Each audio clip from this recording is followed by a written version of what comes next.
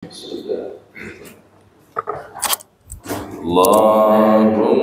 صل وسلم على سيدنا محمد صاحب البشرى صلاة تبشرنا بها وأهلنا وأولادنا وجميع مشايخنا ومعلمينا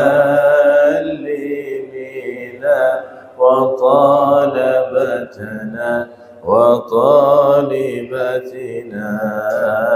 من يومنا هذا إلى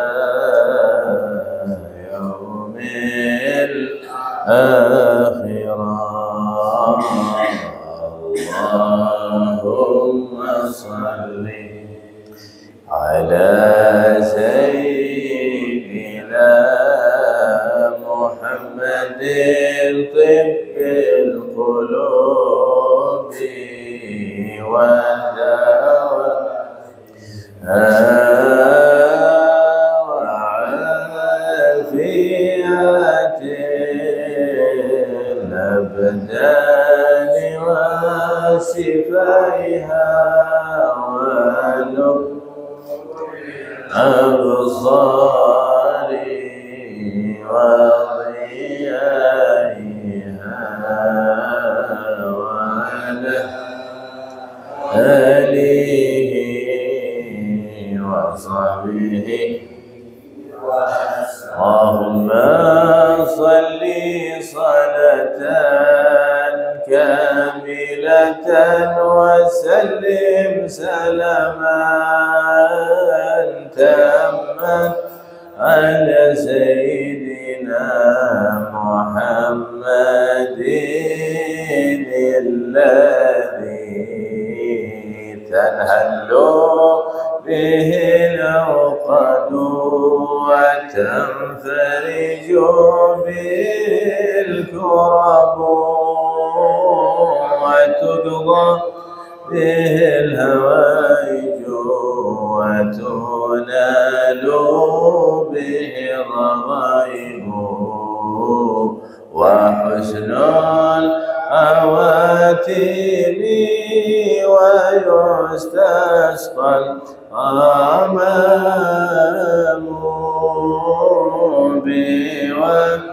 بوجهه الكريم آله وصحبه في كل لمحات ونفس بعدد كل ما. اللهم صل وسلم وبارك عليه وعلى آله. بسم الله الرحمن الرحيم. نويت التعلم والتعليم تذكر والتذكير والنفع والانتفاع والإفادة والاستفادة والحث على التمسك بكتاب الله سنة رسول الله والدعاء إلى الهدى والدلالة على الخير ابتغاء وجه الله مرضاته قربه وثوابه سبحانه وتعالى.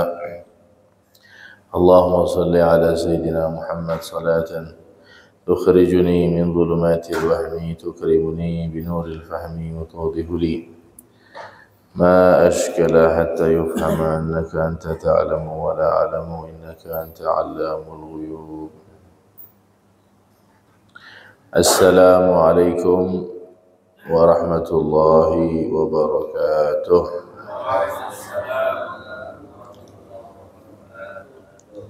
الحمد لله والصلاة والسلام على سيدنا رسول الله محمد ابن عبد الله القائم بحقوق الله ما ضاقت إلا وفرجها الله. اللهم صل على سيدنا محمد الفاتح لما أغلق والخاتم لما سبق ناصر الحق بالحق والهادي إلى صراطك المستقيم وعلى آله وصحبه حق قدره ومقداره العظيم. أما بعد، سبحانك لا علم لنا إلا ما علمتنا إنك أنت العليم الحكيم، وتب علينا إنك أنت التواب الرحيم. اللهم يا من مقاليد الأمور كلها بيده وإليه يرجع الأمر كله، يا فتاح يا عليم افتح علينا وعليكم فتحا قريبا. رب اشرح لي صدري ويسر لي أمري واحلل عقدة من لساني يفقه قولي واهدي قلبي وسدد لساني بحق النبي صلى الله عليه وسلم والصحب والآل. ربنا آتنا من لدنك رحمة وهيئ لنا من أمرنا رشدا. رب يسر ولا تعسر، رب تمم بالخير. يا حي يا قيوم لا إله إلا أنت سبحانك إني كنت من الظالمين. اللهم لا سهل إلا ما جعلته سهلا وأنت تجعل الحزن إذا شئت سهلا. والحمد لله رب العالمين. Alhamdulillah. Minta bacaan suratul Fatihah atas kesembuhan Fauziah binti Ardi Saidi. Bismillahirrahmanirrahim. Al-Fatihah. Biniyati syifa ila Fauziah binti Ardi Saidi. Inna Allah subhanahu wa ta'ala yashfiha shifaan ajilan shifaan la yughadiru saqaman wa la alama bijahil Qur'anil Karim ma huwa shifa lil mu'minin. Allahumma rabban nas adhibil ba's ishfi anta syafi wa afi anta al-mu'afi la shifa illa shifa'u shifaan la yughadiru saqaman wa la alama. As'alullah al-azim rabbal arsil azim ayashfiha wa yu'afiha ala hadhihi niyya wa ala kulli niyatin salihah wa ila hadratin nabi. Al-Fatihah.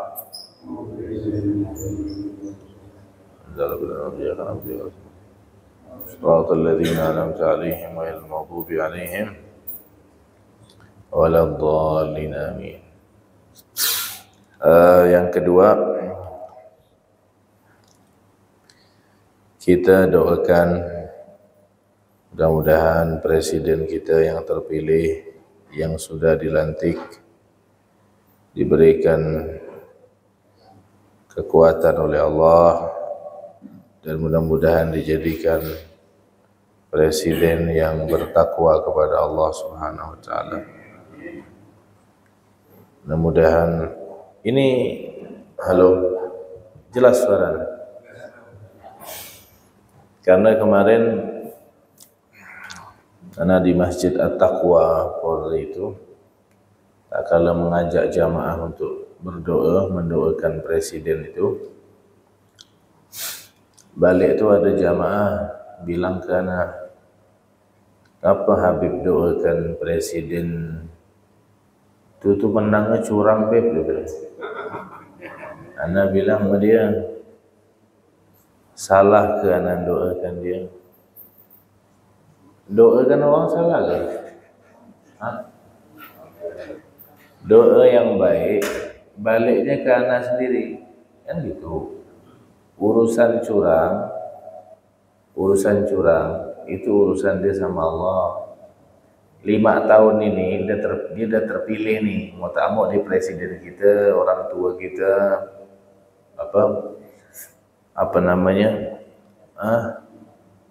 orang yang wajib kita taati selagi dia tidak keluar dari ajaran Allah dan Rasulullah, wajib kita taat dan kita doakan 5 tahun ini. Kalau kata Imam Ahmad bin Hanbal, kan siapa Imam Ahmad bin Hanbal? Imam Ahmad bin Hanbal bilang, kalau aku ada doa mustajab, aku akan gunakan doa itu untuk pemimpin.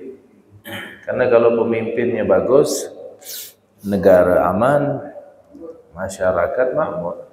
Betul? Kenapa pula jadi masalah? Habib ini doakan presiden curang, kata dia. Ente tahu dari mana curang itu? Tahu dari mana? Kita tuh kalau menghukum sesuatu yang kita lihat. Kalau kita tidak lihat, jangan berasumsi gitu, tak boleh. Jangan selalu kedepankanlah husnudzon, perasaan kebaik. Jangan mudah untuk memvonis orang itu. Itu bukan ajaran Nabi Muhammad SAW. Kedepankan husnudzon. Sekarang nih Pak, udah zamannya syubhat. Ente mau gimana ente? Sekarang orang kalau mau jabat jadi apa? Kepala daerah, jadi anggota dewan semua. Apa syaratnya biar menang? 3 syaratnya. Nomor 1 duit, nomor 2 duit, nomor 3 duit. Syubhat, tak bisa nih. Tapi kata ulama, yang pakai duit boleh kalau. Mau dengar nak nih kalau nih? Kalau liman lahu ahliyah, kalau dia punya keahlian dan dia soleh dan memang harus menang pakai duit, nggak apa-apa. Kalau dia punya kemampuan dan dia sangat diharapkan, boleh. Masih ada ulama bilang boleh karena untuk maslahat tadi itu. Tapi kalau enggak, ya tetap enggak boleh, syubhat. Nah, jadi makanya tuh bilang kalau ustaz ikut di situ yang sama dengan ngajak orang syubhat. Dari itu bukan tugasnya. Maka dari itu kita doakan, tidak ada salah kita doakan orang baik. Anak kemarin cerita ke jamaah bilang, Buya Hamka itu dulu disuruh jadi imam sholat jenazah presiden pertama kita meninggal, Bung Karno. Buya Hamka disuruh jadi imam sholat jenazah. Sebagian orang mungkin yang tak suka sama presiden bilang, jangan kau sholatkan, dia munafik. Jangan sholatkan dia.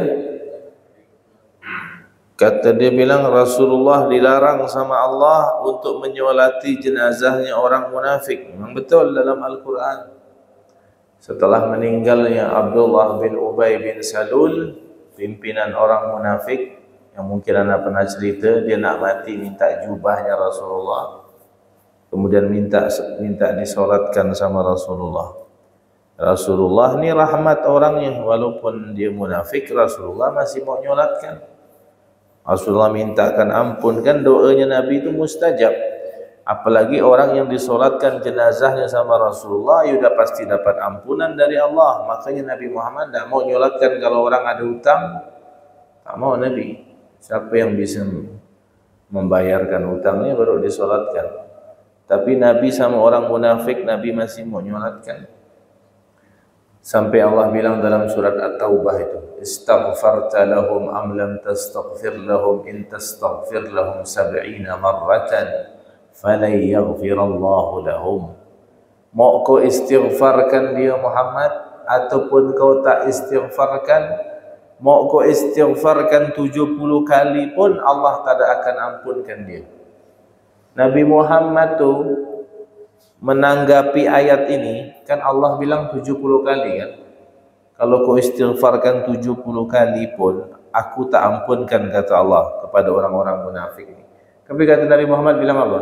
La astaghfiranna lahu 70 wa 70 wa 70. Aku akan istighfarkan dia 70 kali tambah 70 lagi tambah 70 lagi. Allah kan bilang hanya apa? 70, aku tambah 70. Saking rahmatnya Nabi Muhammad tuh. Kan Allah bilang Allah tak ampunkan kalau istighfarnya 70. Aku tambah lagi 70. Aku tambah lagi 70. Kata Umar bin Khattab, ditariknya baju Nabi. Jangan ya Nabi, jangan solatkan nih Abdullah bin Ubay bin Salul, dia adalah orang munafik, pimpinannya orang munafik. Orang munafik itu orang yang menampakkan Islam, menyembunyikan kekafiran. Amanna bi afwahihim wa lam tu'min qulubuhum. Lisannya beriman, hatinya tak beriman. Disolatkan sama Nabi. Habis solat Nabi langsung ditegur sama Allah. Wala tusalli ala ahadin minhum mata abadan wala taqumu ala qabrih. Jangan sekali-kali lagi kau Muhammad mensolati jenazahnya orang munafik selama-lamanya. Dan jangan pernah kau berdiri di atas kuburannya mendoakan dia. Ini pun ayat ini nih dipakai sama orang-orang sebelah nih. Dibilang tak boleh berdoa di atas kubur. Padahal ayat itu jangan solat kepada orang munafik. Dipakai, dipotong ayat ni untuk jadi dalil tak boleh ziarah kubur, kata dia. Menggila orang mereka. Main potong-potong ya ayat. Tak tahu asbabun nuzul ni, tak tahu apa sebab musabab kronologis ayat ni, tak tahu, main potong-potong. Itu larangan tak boleh mendoakan di atas kuburannya orang munafik. Nabi Muhammad ini, tapi bukan kita. Kita kan tak tahu orang munafik apa enggak. Emang kita tahu orang munafik apa enggak? Tanda-tanda ada, tapi untuk kita memvonis tak boleh. Kata Buya Hamka bilang, kau nyuruh aku jangan nyolatkan, katanya Bung Karno munafik. Rasulullah dilarang nyolatkan orang munafik. Rasulullah dapat info langsung dari Allah. Sedangkan aku, mana aku tahu dia munafik apa enggak? Tak boleh kita gampang-gampang bilang orang tu munafik, tu tak boleh. Apalagi sampai mengkafirkan orang. Na'udzubillah. Ini sekarang ni mudah-mudahnya lisan kita untuk mengkafir-kafirkan orang. Ya kan? Tak boleh. Mengkafirkan orang, menuduh orang munafik, tak boleh. Itu Nabi Muhammad yang dikasih tahu sama Allah. Makanya orang pada saat itu kalau mau lihat orang munafik apa enggak, lihat dia mati. Disolatkan Nabi enggak? Kalau Nabi nyolatkan berarti dia mukmin. Kalau dia Nabi tak nyolatkan berarti dia munafik. Kalau sekarang kita tak tahu mana yang munafik, mana yang mukmin. Tapi yang solat subuh berjamaah ini orang mukmin semua. Ya kan? Ana tadi malam bilang ke jamaah, nanti tahu tak bedanya orang muslim sama mukmin? Kalau muslim tu, kalau nanti mau lihat pas solat Idul Fitri, itu muslim semua. Kalau mukmin solat subuh, ini mukmin semua. Tak boleh diganggu ni orang-orang mukmin.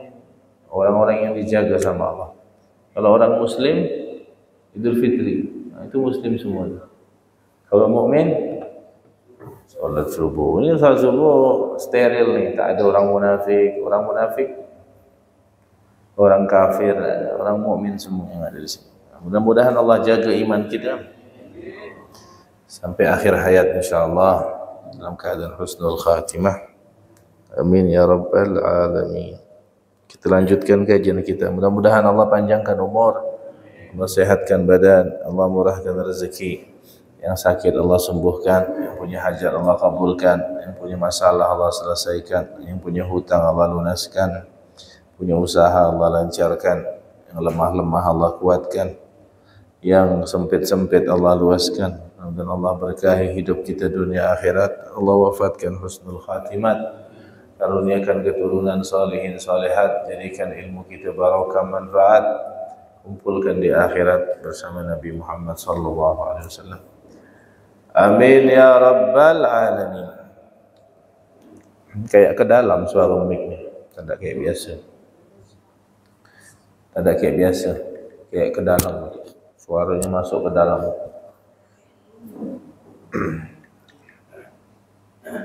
Nah, apa pembahasan kita minggu lalu? Orang yang bakhil dengan ilmu ya. Kemudian masih pembahasan tentang larangan menyembunyikan ilmu dan menutup kebenaran.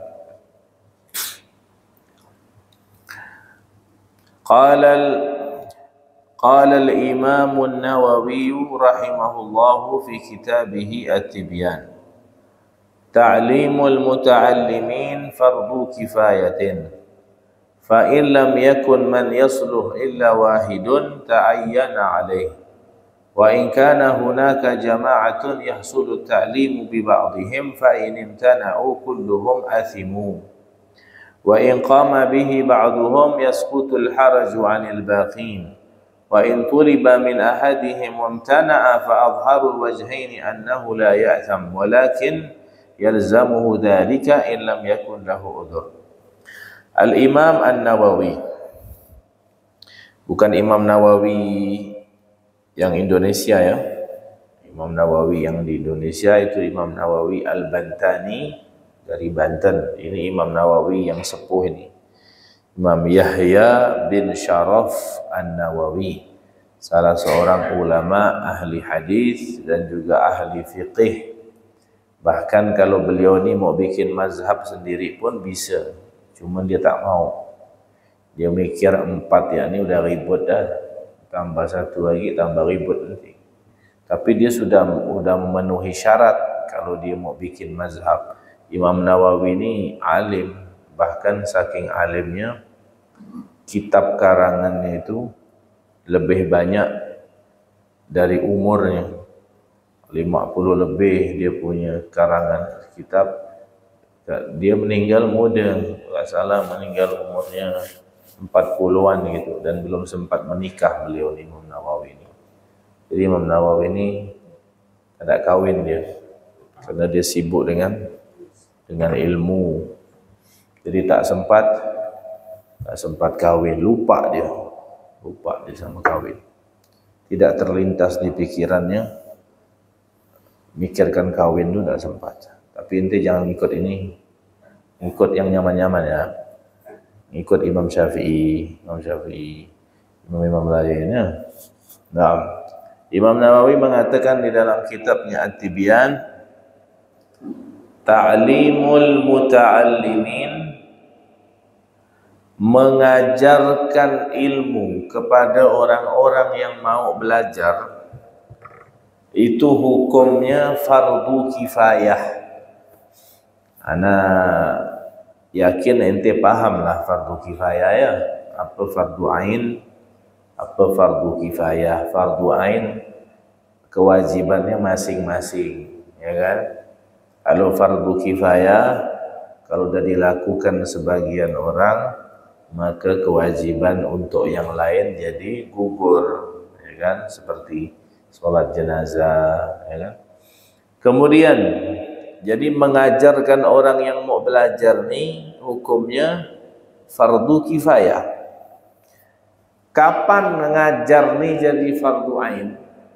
Fa in lam yakun man yasluh illa wahidun ta'ayyan alaih. Kalau di daerah itu tidak ada yang pantas mengajar, tidak ada yang sanggup mengajar, tidak ada yang mampu mengajar kecuali 1 orang, maka yang 1 ini barulah berubah hukumnya menjadi fardu ain. Ini di satu daerah, misalkan di mana? Di Jalan Dr. Wahidin sini misalkan, ya kan, yang bisa mengajar hanya 1 ustadz saja, maka 1 ustadz ini hukum ngajarnya apa? Fardu ain. Kenapa? Kalau dia tak ngajar nih, 1 kampung ni berdosa semua, ya, 1 kampung berdosa semua kalau dia tak ada ngajar. Wabil khusus ustadz-ustadznya, ya kan? Tapi kalau masih ramai, ustadz sini ada, situ ada, gang sebelah ada, maka ngajar nih hukumnya masih fardu kifayah, ya kan? Tapi kalau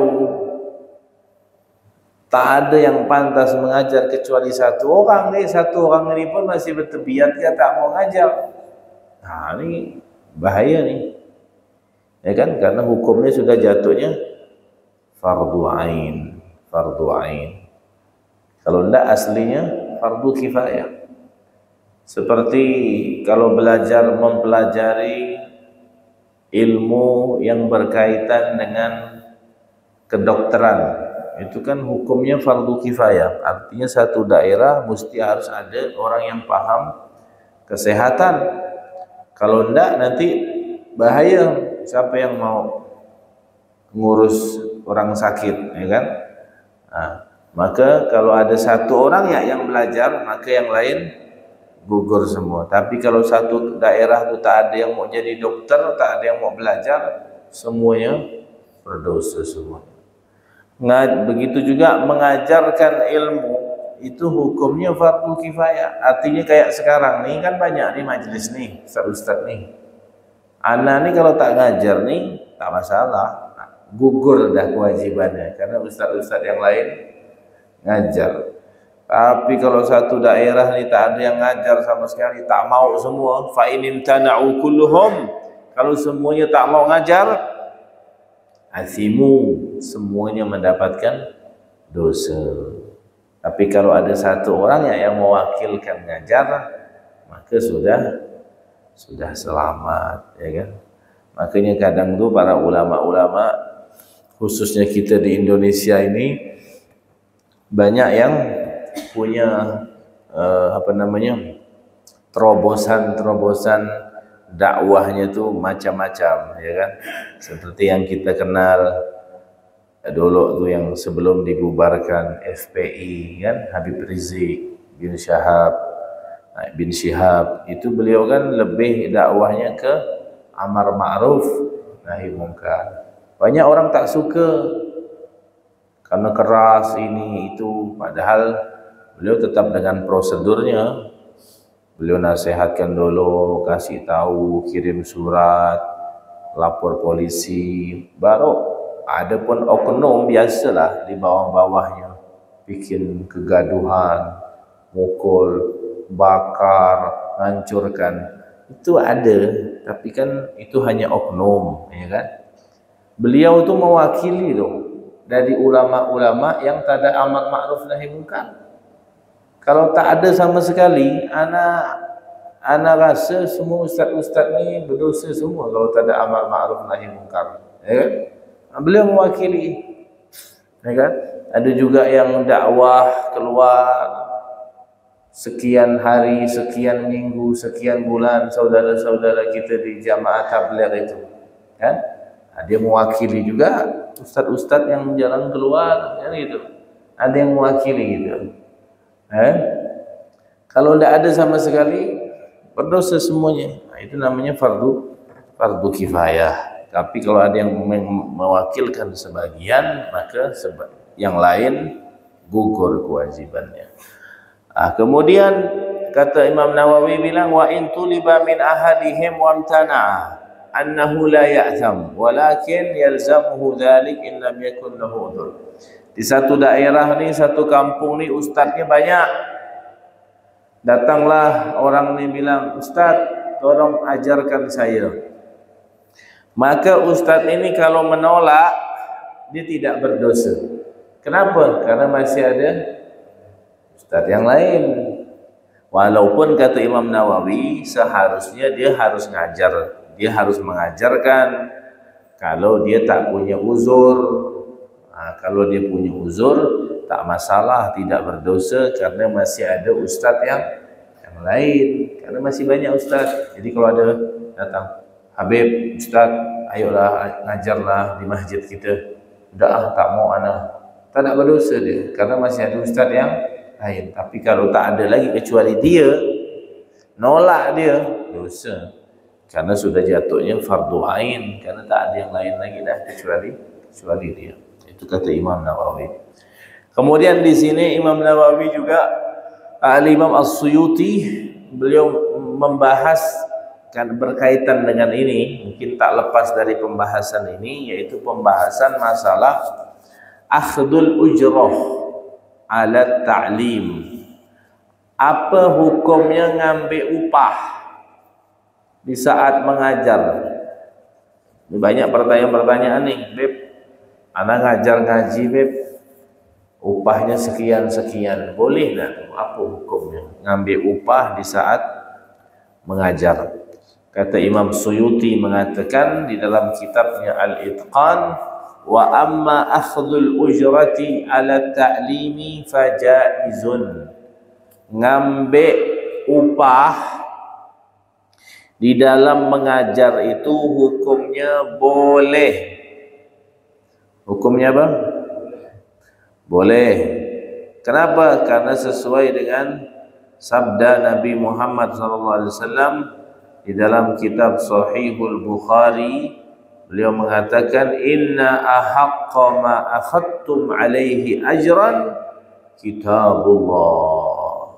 Sesungguhnya yang paling pantas untuk diambil upah itu adalah mengajarkan Al-Quran, kitab Allah. Itu lebih pantas untuk kita ambil upahnya. Walaupun di sini ada perbedaan pendapat di antara ulama. Ada ulama yang keras bilang tak boleh ngambil upah di dalam mengajarkan Al-Quran atau mengajarkan ilmu-ilmu yang lain, tak boleh pakai upah. Apa dalilnya, Beb? Dalam Al-Quran, dalam surat Yasin, waja'a min aqsal madinati rajulun yas'a qala ya qaumi ittabi'ul mursalin ittabi'u man la yas'alukum ajran wa hum muhtadun. Kata dia bilang waja'a, dan dia datang, min aqsal Madinah, datang seorang laki-laki dari ujung kota. Kata ulama yang bilang tak boleh ngambil upah ni, dia bilang apa maksudnya waja'a min aqsal Madinah, dan dia datang dari ujung kota. Artinya kalau mau nyampaikan dakwah kebaikan itu harus semangat meskipun kita datang dari jauh, dari ujung kota. Kan waja'a min aqsal Madinah, dia datang dari jauh. Ya kan? Betul? Artinya menunjukkan harus semangat di dalam menyampaikan dakwah. Keluar kita menyampaikan jauh-jauh. Kemudian waja'a min aqsal Madinati rajulun yas'a. Apa yas'a? Yas'a itu bersegera, berusaha, bersegera. Itu menunjukkan kalau kita mau nyampaikan kebaikan, jangan kita tunda-tunda lagi. Semangat. Kemudian dia bilang apa? Ya qaumi ittabi'ul mursalin. Nah, itu kata dia bilang, itu dalil boleh kalau orang ceramah tu tak ada pakai muqaddimah dulu, langsung isinya. Ya qaumi, wahai kaumku, ittabi'ul mursalin, ikuti para rasul. Kemudian apa dia bilang? Ittabi'u man la yas'alukum alaihi ajran. Ittabi'u man la yas'alukum ajran wa hum muhtadun. Para nabi dan para rasul itu kalau berdakwah tidak mengharapkan imbalan dari kaumnya.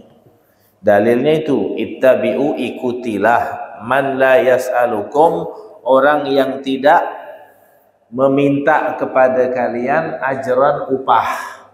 Wa hum muhtadun, itulah orang-orang yang mendapat petunjuk. Paham? Ikuti orang-orang yang tidak minta upah. Ini jangan ente, pendapat ini jangan langsung diambil mentah-mentah dulu.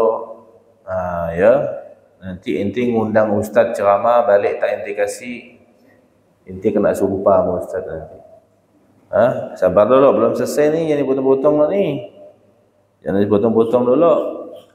Dengarkan dulu, ini ikhtilaf ulama, sebagian berdalil seperti itu dengan dasar tadi ini.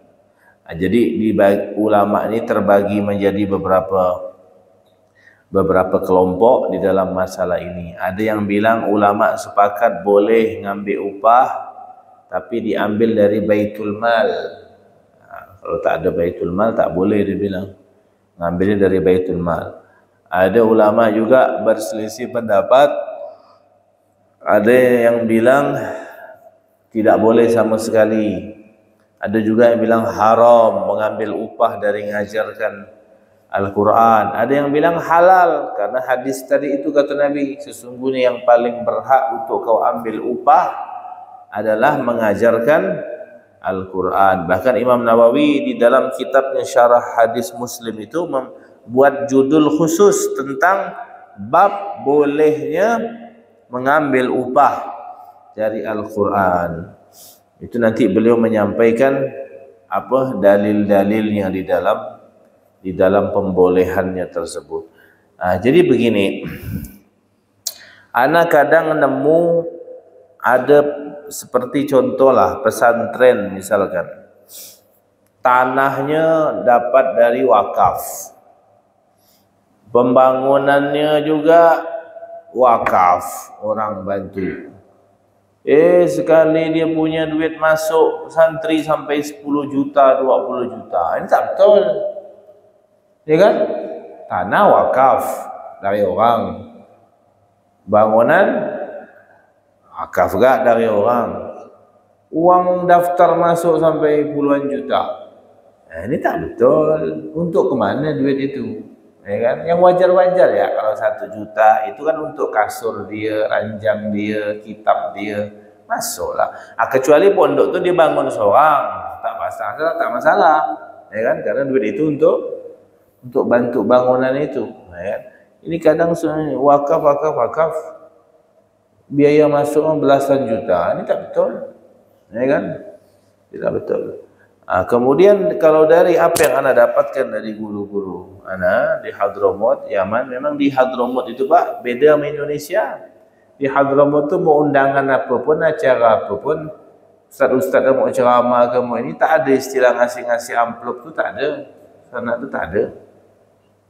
Jangankan amplop, nasi kotak pun tak ada. Kayak kopi ya, pahit. 1 gelas bagi 2 gitu. Ciknya. Tak ada. Sana tu orang-orang yang udah diajarkan murni karena Allah. Makanya mereka tu harus dibekali juga dengan berdagang mereka, ya kan? Biar betul-betul ikhlas. Tapi ada sebagian orang-orang ni yang memang keadaannya tidak memungkinkan, ya kan? Keadaannya tidak memungkinkan. Maka diperbolehkan sama Al-Imam An-Nawawi sampai dikatakan in ta'ayyana alaihi lam yajuz. Kapan orang tu tidak boleh mengambil upah? Kalau dia jatuhnya ke fardu ain seperti tadi tu. Di kampung ni tak ada yang bisa ngajar kecuali dia. Maka dia ni kan fardu ain ngajarnya. Maka dia tak boleh nerima upah. Karena kalau dia nanti bilang aku mau ngajar kalau diupah, dosa semua satu kampung nanti. Karena hanya satu-satunya dia ni. Maka dia tidak boleh menerima upah. Tapi kalau kita ngasih, boleh kalau dia minta. Tidak boleh karena sudah fardu ain, dia wajib ngajar karena dia sudah tinggal satu-satunya dia yang bisa mengajar di tempat itu. Ada yang bilang tidak boleh secara mutlak. Itu madhab Abu Hanifah itu. Tak boleh sama sekali. Tidak boleh sama sekali. Ya kan? Kemudian kalau ada seorang ulama membagi menjadi 3. Ini lebih bagus nih. Dibagi menjadi 3. Apa tuh? Yang pertama, betul-betul tidak mengambil imbalan sama sekali.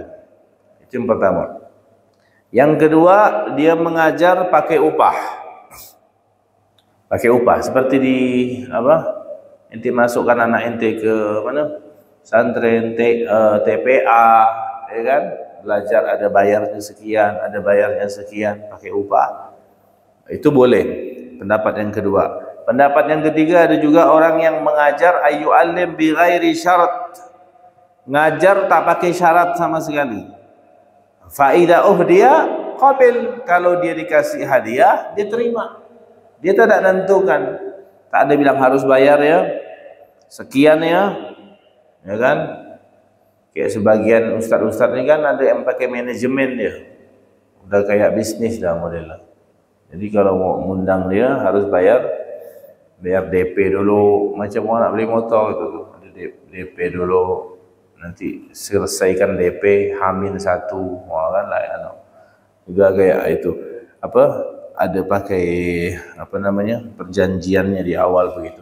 Ada juga orang yang mengajar berdakwah tanpa syarat, tapi kalau ada orang ngasih dia terima. Itu yang diajarkan guru-guru Anda begitu, ngajar ya, dikasih alhamdulillah, tak dikasih innalillah, kan begitu. Ya kan, dikasih alhamdulillah, tak dikasih alhamdulillah. Rezeki sudah Allah atur. Kata ulama, kalau yang ngajar tanpa mengambil imbalan sama sekali, itu adalah sifatnya para nabi. Amalul anbiya, nabi-nabi berdakwah tidak mengambil imbalan sama sekali. Adapun yang kedua, mengajar pakai upah, itu berselisih pendapat. tapi yang paling kuat boleh. Apalagi mengajarkan Quran, karena sesuai dengan hadis Nabi tadi, sesungguhnya yang paling berhak untuk kau ambil upah di saat kau mengajarkan Al-Quran. Adapun yang ketiga, mengajar tanpa syarat, tapi kalau dikasih hadiah dia nerima, nah itu sangat boleh sesuai dengan kesepakatan para ulama, ya juzu ijma'an, karena Nabi SAW Nabi mengajarkan ilmu Nabi. Tapi kalau Nabi dikasih hadiah, Nabi nerima. Tak pernah Nabi menolak, ya kan? Tidak pernah Nabi menolak. Pernah kejadian ada sebagian sahabat lewat di satu tempat, ketemu sama orang ini sedang main di sungai begitu, kena sengatan kalajengking. Pas nengok ada sahabat-sahabat lewat, orang ini minta tolong. Ada tak di antara kalian yang bisa ngobatkan nih, bisa jampi-jampi gitu, ruqyah. Kata yang sahabat ni satu ni degil pula, dia bilang apa? Ana mau bacakan doa, tapi ente bayar 1 ekor kambingnya, dia bilang. Jadi kalau ente mau ana bacakan, ente bayar apa? 1 ekor kambing. Mau tak? Ana bacakan ni Al-Fatihah ni, dia bilang ni. Nanti mau ana praktekkan ni. Minta doa ai 1 kambing mau. Ana ada dalil ni. Jadi kata dia bilang, oh ya siap. Akhirnya dibacakan bi Fatihah, faqara'a bi Fatihatil kitab ala sya'in fabara'a. Sahabat Nabi kalau doa tu mustajab. Ana doakan orang banyak mati semua orang. Kejam minta doa sama ana nanti. Ana sering doakan air orang tu. Malam doakan, subuh dah jalan dah. Hati-hati. Dah akhirnya sembuh ni. Akhirnya udah sesuai dengan kesepakatan, dikasihlah 1 ekor kambing, ya kan? Akhirnya ada sebagian sahabat ni kayak merasa tak kena gitu. Apa ni masa bacakan orang doakan bayar kambing-kambing ni? Akhirnya mereka datang ke siapa? Ke Nabi Muhammad SAW. Nanya langsung, ya Rasulullah, ni kita punya kawan ni doakan orang pakai Al-Fatihah, minta upah kambing, tapi sembuh ya Rasulullah, dikasih kambing. Macam mana hukum kambing ni? Apa dia bilang? Apa kata Nabi Muhammad? Itulah hadis yang kronologi tadi itu. Kata Nabi Muhammad, inna ahaqqa ma akhadtum alai ajran kitabullah. Sesungguhnya yang paling berhak untuk kau ambil upah itu, yaitu dari Al-Quran. Baik itu doakan pakai Quran ataupun mengajarkan Al-Quran. Jadi boleh-boleh saja hukumnya. Kita tidak mensyaratkan, tapi kalau orang ngasih hadiah, boleh. Mensyaratkan juga boleh dalam pendapat hukum yang kedua tadi itu. Kalau mengajarkan Al-Quran dan membaca zikir yang digunakan untuk orang ruqyah itu, untuk Al-Quran, itu boleh. Kadang ya betul kan, pelajaran-pelajaran ya kayak les bahasa Inggris, les apa ya, orang bayar kan. Apalagi yang berkaitan dengan, itulah kita kadang heran kalau ngajar bahasa Inggris bayar sekian, kita tak protes. Tapi giliran kalau pelajaran agama bayar, dia bilang apa? Ustaz menjual ayat-ayat Allah, dia bilang. Ustaz dia bilang menjual ayat-ayat Allah. Dia mau nyaman ya, masukkan pondok pengen gratis, ya kan? Bapak nyaman di luar sana. Kita ni ustaz-ustaz pening kepala dalam pondok ni. Ngurus anak dia sampai botak kepala. Nah, ana bilang ke ustaz-ustaz di pondok tu, jangan kau ambil hati budak-budak tu. Nanti kurus. Kurus. Kita tu makin sumpek tu termakan daging kita. Maka kalau pengen mau diet tu ngurus anak pondok, diet berhasil nanti. Kurus seking. Anak sepupu anak tu di Persegi sana, Habib Hasan Al-Haddad tu. Santri dah berapa sekarang? 1000 lebih. Ceking beliau tu. Mikiran bangunan, mikirkan makan, mikiran beras, mikiran pelanggaran tak budak ni tiap hari. Ya? Pening kepala ngurus santri. Mau gratis. Bapak nyaman ya berjalan-jalan di luar sana. Ya kan? Ini harus saling lah. Tak bisa. Sekarang ni mau gratis-gratis tak bisa. Sekarang semuanya serba bayar, hargai. Ustaz-ustaz tu bukan jual ilmunya. Kalau ilmu tak bisa dijual, mahal ilmu. Tak bisa kita jual. Satu hurufnya ya lebih afdal dari unta merah. Siapa nak bayar ente unta merah? Untuk merah tu paling murah Avanza lah tu. Bayarlah berapa huruf dah anda baca tadi tu. Tapi bayar apanya? Ujratul waqt kata ulama, upah waktunya. Waktu tu yang mahal. Ustaz-ustaz ni sebagian kan ada yang tidak punya usaha, ada yang miskin. Itu dibantu mereka untuk kepentingan, untuk bensinnya, untuk perjalanannya, tidak apa, ya kan? Tidak masalah. Seperti itu tidak masalah. Bahkan kalau yang tadi yang nomor 3 itu tidak pakai syarat, tapi kalau orang ngasih kita nerima. Itu yang dianjurkan Nabi Muhammad SAW. Bahkan dikatakan pernah suatu kali Rasulullah memberikan sesuatu kepada Sayyidina Umar bin Khattab. Sayyidina Umar tak mau. Kata Sayyidina Umar, ya Rasulullah, kasih a'ti man huwa afqar ilaihi minni. Lebih baik kau kasihkan ni hadiah ni kepada orang yang lebih membutuhkan dari aku, kata Umar. Kata Rasulullah bilang apa? Khud idza ja'aka min hadzal mal syai'un wa anta ghaira musyrifin wala sa'ilin fakhudhu wa ma la fala tattabi'uhu nafsak. Ente ya Umar, besok-besok kalau ada orang ngasih kau hadiah tanpa kau minta, tak boleh kau tolak, terima. Kau tak minta, kau dikasih, ambil. Jangan kau bilang kasih yang lebih ambil, terima. Hargai orang yang memberi, tidak boleh nolak. Apalagi kata ulama, ada 3 pemberian yang tidak boleh kita tolak sama sekali. Apa tu? Kata Nabi Muhammad SAW, salasun la turaddu al-wasaidu wad-duhnu wal-labanu. Ada 3 hal yang tak boleh ditolak. Yang pertama, bantal untuk duduk, bukan bantal untuk tidur. Kalau orang Arab tu kalau di acara-acara tu pakai bantal-bantal, kalau dikasih tak boleh nolak. Kemudian wad-duhnu, minyak wangi. Kalau dikasih minyak wangi tidak boleh nolak. Tapi ana kadang ni nengok lo minyak wangi ya. Kalau minyak wangi, ana ni pakai minyak wangi, lumayan kan ni punya ana ni Gahru ni. Udah bagus-bagus dah, nyaman. Datang ni bagi-bagi, ancur minyak ana. Ente nak bagi minyak wangi tu, tengok-tengok lo minyak ente tu, jangan pede-pede benar gitu lah. Kalau minyak ente bagus, bagikan.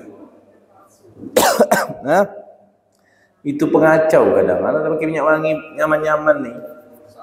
Apalagi kalau maulid tu, wah semua nak bagi-bagi minyak wangi. Semua nak bagi-bagi wangi. Ada apa ini? Semua. Kalau ditarim tu dimarahkan. Cukup 1 orang panitia, tak boleh. Yang lain ikut-ikut bagi minyak wangi. Ya kan? Tapi kalau minyak wangi ente minyak Gahru yang nyaman 5 juta harganya, boleh ente bagi-bagi kan? Ini malaikat subuh dibagi-bagi kan? Ayo, wadduhun. Jadi macam mana Beb kalau ada orang ngasih minyak wangi tak nyaman, kita nak nolak? Tak apa-apalah, tolak ya, tak apa-apa. Itu bukan minyak wangi, minyak jelantah. Jadi boleh kita tolak. Nah, wadduhun wal laban, kemudian susu. Susu kalau ada orang ngasih susu tidak boleh ditolak. Itu 3 itu. Kemudian apa kata? Karena susu itu Allah sebutkan dalam Al-Qur'an. Wa inna lakum fil an'ami la'ibrah nusqikum mimma fi butunihi min baini farthin wa dam labanan khalisan sa'igan lisyaribin. Manfaat susu itu Allah sebutkan dalam Al-Qur'an, dan susu termasuk minuman yang paling disukai Nabi Muhammad SAW. Bahkan ada doa khusus Nabi kalau minum susu. Naam. Kemudian kata ulama, kalau si yang pengajar itu merasa dirinya sudah cukup, boleh dia tidak terima. Tapi kalau dia merasa dia butuh, boleh dia ambil. Yang penting dia tidak meminta. Boleh dia mengambil upah dari apa yang dia ajarkan.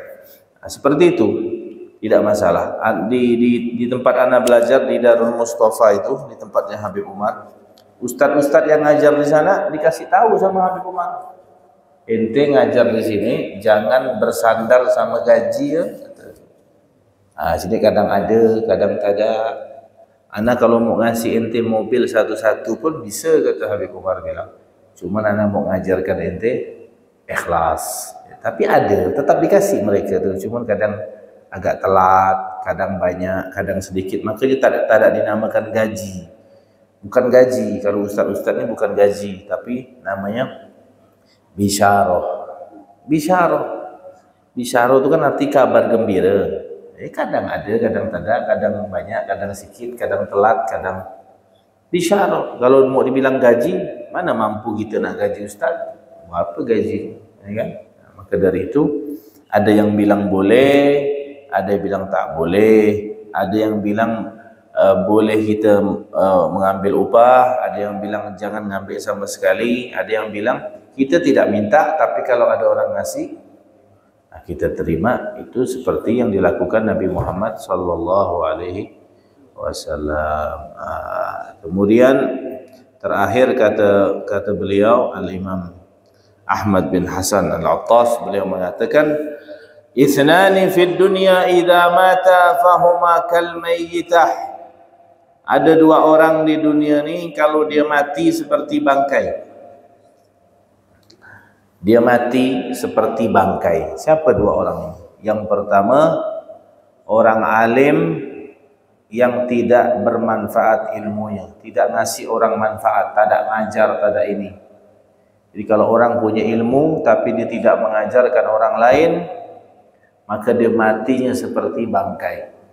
Yang kedua, orang kaya yang Allah berikan keluasan rezekinya tapi dia tidak bersedekah di jalan-jalan kebaikan. Nah, ini dua orang ini, yang satu kaya hartanya tak ada manfaat, yang satu alim ilmunya tak manfaat, dia matinya seperti bangkai, kata Al-Habib Ahmad bin Hasan Al-Attas.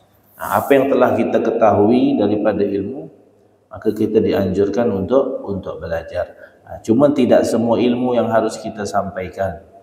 Kalau kita meyakini ilmu yang kita sampaikan ini dapat menyebabkan orang meremehkan agama, meremehkan syariat, maka tak boleh kita sampaikan.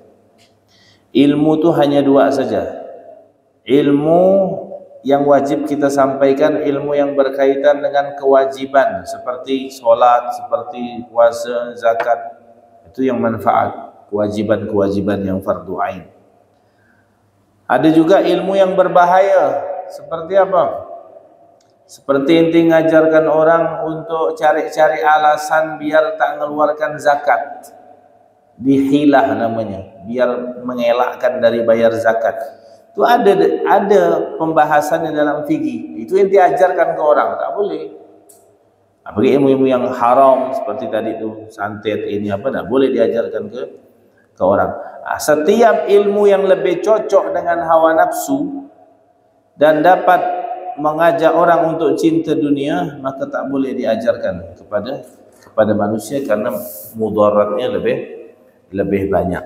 Seperti juga hadis-hadis, misalkan ada hadis yang berbunyi Nabi Muhammad mengatakan syafaatku untuk orang yang melakukan dosa besar, walaupun dia berzina, walaupun dia mencuri, dia dapat syafaat. Ini hadis kalau ente sampaikan sama orang-orang yang suka mabuk, suka apa, senang dia, besok tambah mabuk dia, ya kan? Tak ada, santai ya, dia bilang Nabi Muhammad nanti ngasih syafaat kan, mau berzina ke, mau mencuri ke, besok rumah ente dicuri nanti, berzina dia tak konti. Ini ada beberapa hadis, beberapa ilmu yang kalau kita nyampaikan dapat menimbulkan fitnah, maka tak boleh kita sampaikan. Kalimun nas ala qadri uqulihim, kita berbicara harus sesuai dengan kapasitas orang yang mendengarkannya. Nah, mungkin selesai bab kita tentang ini. Ada yang mau bertanya? Kita lanjutkan di kajian berikutnya, di bab yang berikutnya. Ini masalah bab tentang larangan untuk menutup ilmu dan menutup kebenaran. Ada pertanyaan? Kalau tak ada, kita tutup. Tak ada?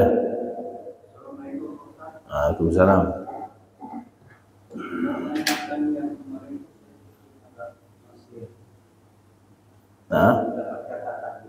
Ya.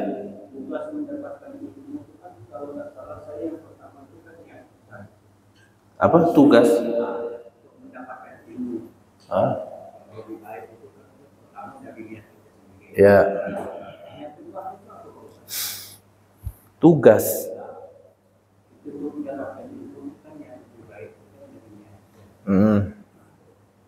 Anak ada nyampaikan itu kemarin. Apa ya? Anak udah lupa juga ya. Tugas apa cara? Kalau tugas nih bingung aja. Cara untuk mendapatkan ilmu, yes. Niat, betul niat. Kemudian himmah. Himmah itu adalah semangat.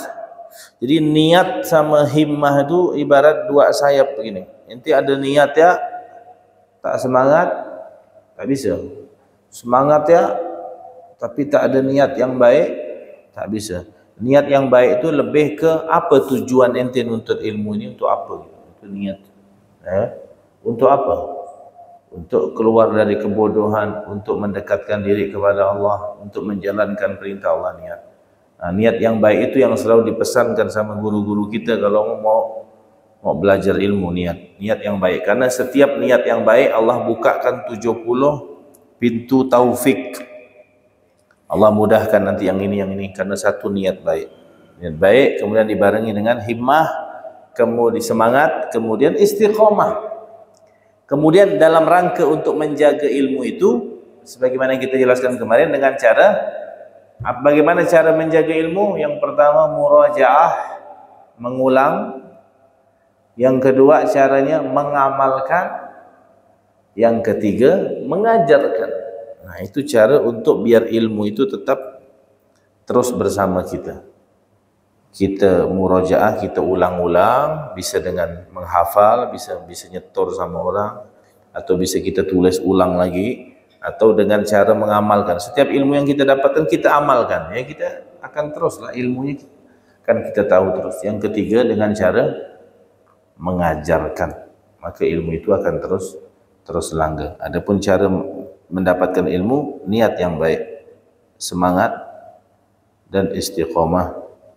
Dan nanti ditambah lagi sama ulama, harus ada seorang guru yang mengajarkan ilmu itu, bukan diambil dari kitab, bukan diambil dari apalagi sekarang ini media sosial, tapi belajar dari guru. Karena sekarang ini semua orang bisa berbicara di media sosial, tak pakai data, tak pakai referensi. Rupanya orang liberal, ya kan? Banyak sekarang ini. Maka dari itu belajar di majelis ta'lim dengan seorang guru yang mengajarkan, yang sanadnya bersambung sampai kepada Nabi Muhammad SAW.